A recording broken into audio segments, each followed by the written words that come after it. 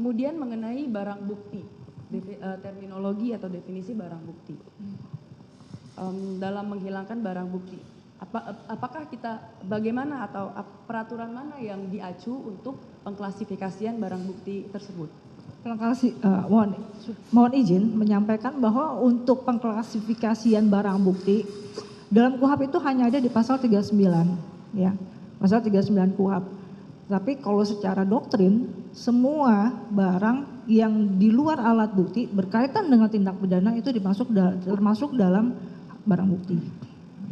Berarti itu kali ya, panas kali. Berarti unsur pengkaitkan dengan tindak pidana itu adalah krusial. Tadi semua di luar. Di luar alat bukti yang mulia. Di luar alat bukti adalah barang yang berkaitan dengan suatu tindak pidana merupakan barang bukti. Betul yang mulia. Tapi kan ada sebuah barang bukti yang merupakan alat bukti, ITE. Ya, itu karena di dalam Undang-Undang ITE diatur perluasan bahwa barang bukti elektronik masuk dalam alat bukti elektronik. Oke. Saudara ahli tadi mengatakan mengenai kaitan barang semua barang tersebut dengan tindak pidana. Berarti semua barang bukti itu harus dinilai bagaimana keterkaitannya dengan tindak pidana. Iya, betul.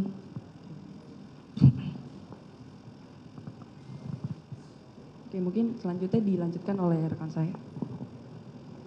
Terima kasih saudara ahli. Dalam kaitannya tadi melanjutkan ya, pasal 39 angka E, ya. Di situ disebutkan tentang berhubungan langsung dengan tindak pidana. Di pasal 39 KUHP. Lalu saya ingin bertanya, yang dimaksud dengan berhubungan langsung itu seperti apa?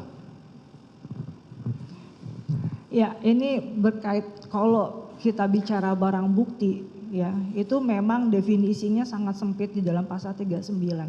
Tapi kalau misalnya kita mengacu secara filosofis, barang bukti itu segala sesuatu yang relevan dengan tindak pidana. Nah, kalau misalnya di dalam pasal 39 E KUHP itu ada yang berkaitan langsung, maka itu dalam common law kita sebut dengan direct evidence dan indirect evidence. Direct evidence itu berkaitan dengan tindak pidananya langsung. Misalnya orang membunuh, kemudian barang bukti itu adalah alat untuk membunuh. Gitu.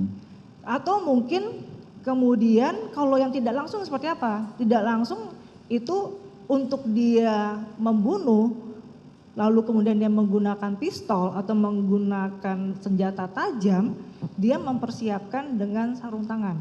Yang tidak langsung itu yang dalam tidak pasal langsung 39 diatur di mana? Ya, yang tidak langsung ada dalam pasal 39. Tidak ada. Tidak ada. Makanya saya bilang itu secara filosofis. Iya, karena kan saudara tadi juga sampaikan dalam pasal 3 berkaitan dengan asas legalitas.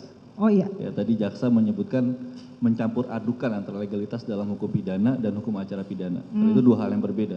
Pasal 1 KUHP dengan pasal 3. Iya. Ya. Dalam pasal 3 itu sangat jelas disebutkan. Dan itu adalah asas yang mengatur tentang lex serta dan lex stricta. Ya. Apakah boleh ditafsirkan berbeda dengan apa yang diatur dengan undang-undang? Kalau kita melihat kepada lex serta, lex stricta, lex capta, maka itu tidak boleh. Tidak boleh. Ya. Nah, dalam kaitannya dengan hubungan langsung, kalau saya punya ilustrasi, ada tindak pidana penganiayaan di dalam satu rumah, ya. Lalu diperlukan nih rekaman CCTV dalam rumah. Apakah berhubungan langsung yang dimaksud itu adalah video yang memuat kejadian penganiayaan dengan cara apa dan bagaimana serta bagaimana kondisi korban atau ada yang lain? Menurut saya itu berhubungan langsung, Pak. Berhubungan langsung? Iya. Kalau misalnya kemudian ditemukan video yang berkaitan dengan kondisi jalan depan rumah itu berhubungan langsung nggak? Kalau tidak ada, memang tidak. Perbuatan penganiayaan maka tidak bisa disebut berhubungan langsung. Iya. Terima kasih saudara ahli. Lalu pertanyaan saya berikutnya. Tadi kan saudara juga menyampaikan bagaimana pentingnya necesitas dan proporsionalitas, ya, di dalam melakukan berbagai proses, ya. tindakan-tindakan yang dilakukan. Ya, mutlak perlu, lalu proporsionalitasnya berimbang dilakukan, dan itu ditunjukkan dengan adanya mindik yang bagus. Sekarang saya mau tanya, juga tadi saudara sampaikan, berkaitan dengan pasal 39 itu tidak dapat dipisahkan dengan pasal 38. Karena itu berkaitan dengan admisibilitas dari suatu evidence. Betul. Pertanyaan saya, jika ada suatu alat bukti atau barang bukti yang diperoleh dengan cara yang tidak sah, lalu diajukan ke persidangan, bagaimana status daripada barang bukti itu? Apakah layak untuk diajukan? Semisal, Iya. tidak ada penetapan sita, tidak ada, dan bahkan informasi yang terjadi dalam penetapan dalam berita acara sita itu juga informasi yang berbeda dengan apa yang dihadirkan. Bagaimana menurut pendapat ahli terhadap barang bukti tersebut? Patut diterima atau tidak? Kalau berkaitan admisibilitas, saya percaya bahwa proses yang sah itu akan melahirkan bukti yang sah. Asas apa? Proses yang tidak sah akan melahirkan bukti yang tidak sah. Tidak sah berarti apa? Berarti tidak bisa diajukan depan persidangan. Itu. Asas yang dianut di dalam hukum acara pidana. The fruit of the poisonous tree. Iya. Jadi pohon beracun akan menghasilkan buah beracun. Begitu ya. Itu pasal 38. Lalu pertanyaan saya berikutnya, dalam kita membuat sebuah laporan pidana ya buat LP, kalau itu LP-nya berkaitan dengan informasi elektronik dan transaksi elektronik, menurut pendapat ahli, maka pada waktu laporan pidana itu dibuat dan untuk bisa naik dalam satu tahap sidik, maka alat bukti apa yang harus dimiliki? Mohon izin menjawab bahwa dalam tahap penyidikan atau penyelidikan? Penyidikan. Untuk dia naik penyidikan, jadi kan buat LP, lalu satu LP itu bisa naik sidik tuh harus bagaimana? Alat buktinya apa yang harus dipenuhi? Dalam konteks misalkan berkaitan dengan transaksi elektronik atau informasi elektronik. Ya, penyelidikan itu kan hanya membuat untuk meyakinkan bahwa dalam suatu peristiwa hukum terdapat unsur pidana. Jadi sebenarnya kalau bicara tentang alat bukti itu sudah adanya pada saat tahap penyidikan Pak Pro Justisia, alat buktinya.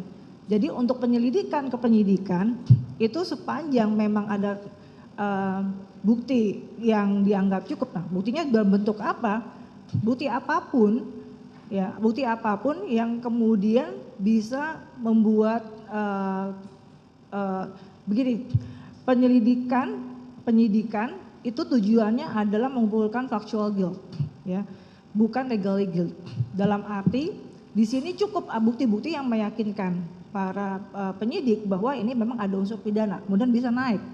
Karena untuk legally guilt dalam arti apakah memang ada bukti yang cukup kemudian bisa meyakinkan hakim itu ada di depan persidangan, itu legally guilt. Bukti apa? Itu tergantung kepada penyidik itu sendiri. Kalau misalnya sampai penyidikan itu alat bukti, ya. Alat bukti itu kan ada alat bukti elektronik dan seterusnya. Kembali lagi, apakah legally guilt ini dalam arti bahwa kalau misalnya lihat unsurnya memang harus ada alat bukti elektronik karena legally guilt. Tapi itu ada di depan persidangan. Kalau misalnya di tahap penyidikan, penyidik sifatnya adalah factual guilt. Factual guilt dianggap pada buktinya sudah cukup, apapun bentuk bukti itu. Apapun bentuk bukti Iya. itu. Bagaimana lalu dalam artian putusan MK 21/2014 Ya. berkaitan dengan pengambil alihan pasal 183 KUHP untuk kepentingan penyidikan. Ya. Di mana disebutkan dalam halaman 96, 97, 98, 99 putusan MK tersebut, ya, disebutkan bahwa dalam untuk kepentingan penyidikan maka diambil alih ke pasal 183 untuk penyidik. Di dalam menetapkan tersangka harus ada 2 alat bukti dan dia memperoleh keyakinan. Betul. Nah, kalau dalam kaitannya dengan ada satu laporan berkaitan dengan informasi elektronik, maka alat bukti apa yang paling penting yang harus ada di dalam suatu proses tersebut? Ya, kembali lagi Pak, kalau misalnya kita melihat alat bukti apa yang paling penting itu berkaitan dengan legally guilt. Legally guilt itu pastinya saya tahu, maksudnya Bapak pasti harusnya ada alat bukti elektronik. Ya. Tetapi kembali lagi, di tahap penyidikan yang diutamakan adalah factual guilt. Factual gitu alat bukti yang cukup. 21 2014 putusan MK juga alat bukti yang cukup. Alat buktinya dalam bentuk apa? Apapun alat bukti itu sepanjang dia alat bukti yang sah.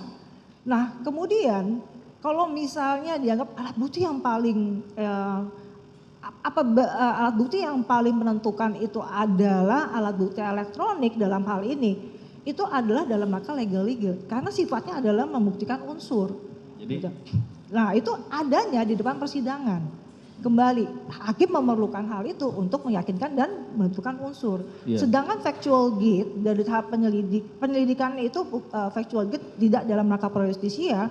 Setelah penyidikan ada factual gate dalam rangka pro justisia, itu alat bukti yang diatur dalam KUHP. Bentuknya apa saja tidak diatur. Alat bukti yang cukup. Nah, alat bukti yang cukup ini tadi saya bilang factual guilt, bukan berarti dia legal guilt dalam arti ini harus terpenuhi unsurnya dan kemudian meyakini hakim. ya, Ya, Kan di bagaimana? Iya, begitu. Sehingga kemudian apakah ada kewajiban ya untuk memenuhi alat bukti yang paling penting tersebut itu sifatnya legal guilt. kalau misalkan begini, saya ilustrasikan ya. Perkaranya berkaitan dengan tuduhan merusak suatu DVR. Ya. Lalu yang dihadirkan adalah alat bukti saksi dan satu bungkus DVR, kardus DVR. Dalam konteks ini, kardus dalam kualifikasi alat bukti atau barang bukti?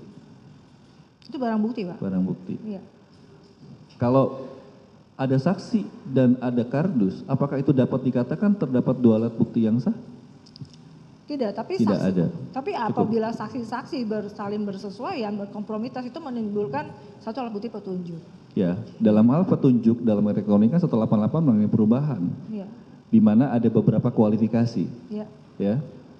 Dan itu salah satunya juga mesti ditunjukkan dengan pemeriksaan daripada ahli forensik berkaitan dengan digital forensik, bukan begitu? Bisa Kan diulang? 188 elektronik itu kan ada perubahan. Petunjuk itu juga termasuk, Ya, oh ya iya, kan? betul, betul. Nah, maka kalau misalkan itu dijadikan petunjuk, Iya.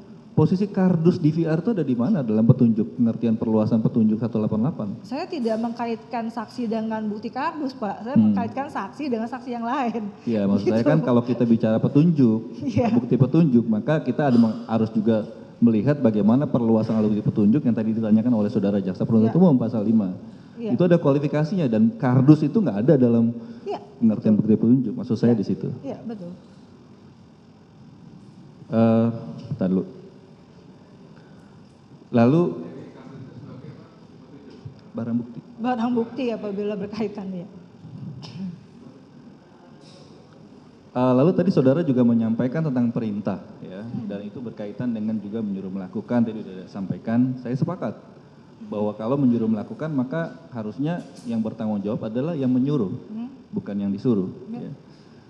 Lalu kita juga melihat bagaimana perkembangan tentang rezim hukum administrasi pemerintahan 2014, di mana pasca 2014 itu juga diatur tentang perbuatan faktual. Apakah saudara bisa menjelaskan berkaitan dengan itu dan kaitan dengan hukum pidana?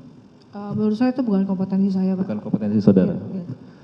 Lalu kalau misalkan saya tanyakan kepada saudara, ya, ini berkaitan dengan proses hukum acara yang tadi ditanyakan oleh saudara jaksa penuntut umum. Berkaitan dengan pasal 75 KUHP, di mana berita acara itu adalah segala tindakan yang itu sesuai hukum. Ya. Jika seorang penyidik melakukan penyitaan, di mana mendiknya tidak sesuai, apakah itu suatu tindak pidana atau itu masuk unprofessional conduct dalam tanggung jawab profesi? Saya unprofessional conduct. Unprofessional conduct. Maka itu hukumannya administrasi atau pidana? Kalau unprofessional conduct. Secara tanggung jawab profesi, karena saudara kan mengajar tanggung jawab profesi ya. Di dalam. Sudah tidak lagi, Pak. Sudah tidak lagi. Anda yang mengajar. Ya. Jadi unprofessional conduct itu kan bentuknya administratif harusnya. Ya. Nah, lalu dalam kaitannya dengan ada satu prinsip ya.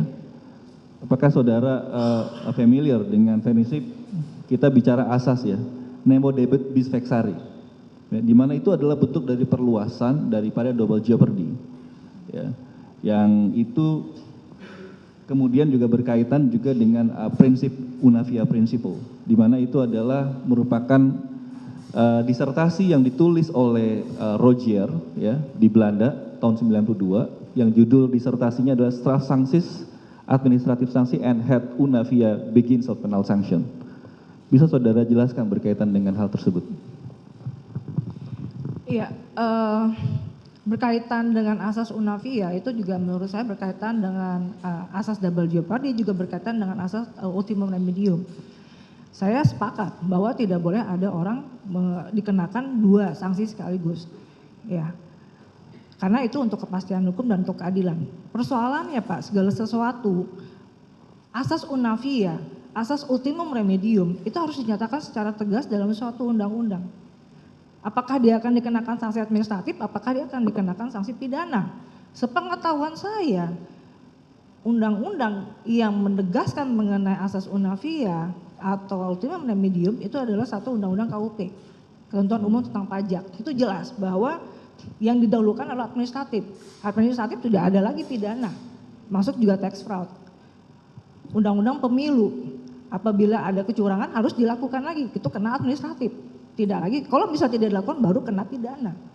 Nah, jadi di sini sepanjang memang dinyatakan secara tegas bahwa yang dikenakan adalah administratif dan itu dinyatakan dalam tegas, maka memang administratif yang dikenakan.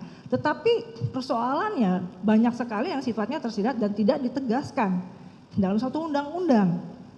Kita sebut misalnya undang-undang perbankan, undang-undang asuransi, ya. Di saat undang-undang penanaman modal, ada sanksi administratif, ada sanksi pidana. Kapan sanksi administratif, kapan sanksi pidana, itu kemudian tidak dijelaskan atau ditegaskan. Ya. Bahkan di situ disampaikan bahwa tanpa mengesampingkan sanksi pidana, maka dapat diberlakukan sanksi administratif. Jadi dua-duanya bisa dikenakan. Sehingga dalam hal ini, bagaimana kalau tidak tegas dinyatakan dalam undang-undang, maka itu kembali lagi ke dalam etikat baik aparat penegak hukum. Jadi merupakan suatu pilihan hukum. Ya, karena memang di dalam putusan Mahkamah Agung sendiri itu dikutip juga terkait dengan Unavia Principle dan memang dalam kasus pajak. Ya. Namun itu adalah putusan yang jauh sebelum ada lahirnya Undang-Undang Administrasi Pemerintahan, ya, di mana Undang-Undang Administrasi Pemerintahan itu rezimnya adanya tindakan faktual, gitu. Tapi karena saudara bukan bidang saudara, jadi ya saya tidak bertanya lebih jauh. Tapi itu memang harusnya juga bagaimana terhadap tindakan faktual itu, dan itu mesti dihubungkan juga dengan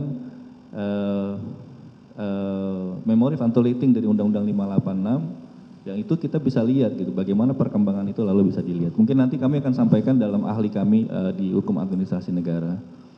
Karena juga di dalam hal ini berkaitan dengan Unavia Principle dan debit vexis tax bis vexari itu juga disebutkan bahwa di dalam disertasinya kalau dia sudah mendapatkan suatu putusan, maka dia tidak bisa diprosecute for the second time gitu. Jadi kalau udah administrasi diselesaikan, maka proses pidananya harusnya tidak dilanjutkan gitu. Nah, ini dalam kaitan dengan klien kami yang sudah diputus administrasi oleh KKEP. Pertanyaan saya selanjutnya adalah apakah saudara familiar dengan Undang-Undang Nomor 5 Tahun 2009 berkaitan dengan TOC? Tidak. Berkaitan tadi dengan pasal 48 ya, saudara menjelaskan tentang pasal 48 KUHP, ya, daya paksa. Dalam hal apa daya paksa itu bisa terpenuhi? Iya Pak, ini memang banyak perdebatan oleh ahli hukum pidana. Daya paksa itu apa? Daya paksa overmah, daya paksa atau overmah, apa kemudian yang sifatnya dalam keadaan darurat. Nah, ini kemudian overmah ini sendiri kemudian berkaitan dengan keadaan yang sifatnya tidak bisa dihindari. Ya. Jadi tidak ada pilihan lain bagi. Iya, tidak ada pilihan lain. Lalu kemudian notostan atau ada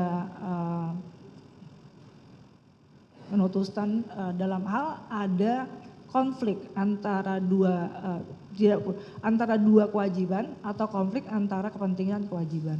Kalau misalkan dalam artian ada tekanan secara psikologis ya, tadi kan saudara tapi memang tidak mendapatkan tentang bagaimana kondisi psikologis. Ketika ada tekanan psikologis, di mana tidak ada pilihan bagi seseorang untuk melakukan tindakan lain selain melakukan itu, maka itu termasuk pasal 48 yang saudara maksudkan? Iya. Terima kasih.